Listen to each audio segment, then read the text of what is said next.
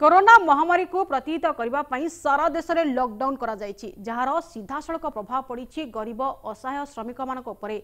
महात्मा गांधी कर्म निजुक्ति योजना रे श्रमिक मानक पई बौद्ध जिला कंटामल ब्लॉक पलसागोरा पंचायत घुलगुला पदर गाँव में काम लगाई देइछंती सरपंच। सरपंचों तत्वावधान में पंचायत अनेक श्रमिक माने सामाजिक दूरता सहित मुहरे मास्क व्यवहार करी सकाळ 10टा पर्यंत काम करुछंती। घड़ीसंधि मुहूर्त में कार्य खुशी अछंती श्रमिक। एने अधिक आलोचना करिसेंती हम बौद्ध प्रतिनिधि सीताकांत सिंह। कोरोना महामारी पई सारा भारत एवं लॉकडाउन जार सीधा सड़क प्रभाव पड़ी श्रमिक मानक उपरे।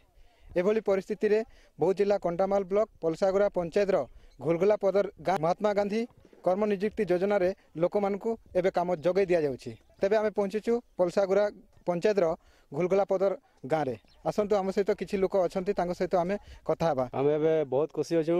लॉकडाउन लगी 1.5 मास है काम बंद होता है। बहुत असुविधा थिलु। आम गाँव में सरपंच आज्ञा काम जोइले आम गाँ साथी भाई मैंने कहीकि आम कम देले बहुत खुशी अच्छु। काम करुँ यहाँ ये आज 100 रु 120 भितर लोक कम करुले।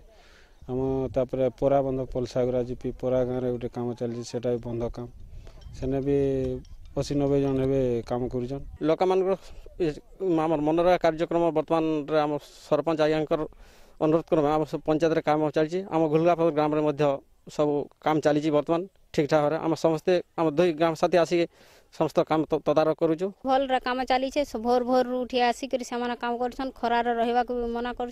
निश्चित भाव में देखा गले बर्तमान खरा आसूची खरार से बेसी समय काम करने से मना कर। गोटे पटे कोरोना महामारी जो मैंने घरे रहीकि रोते परिवार प्रतिपोषण चिंता थिला एबे मनरेगा योजना रे से काम मिली से काम कर बहुत खुशी थिबा कहते। बौद्ध जिला घुलगुला पदर गाँव सीताकांत सिंह MBC न्यूज।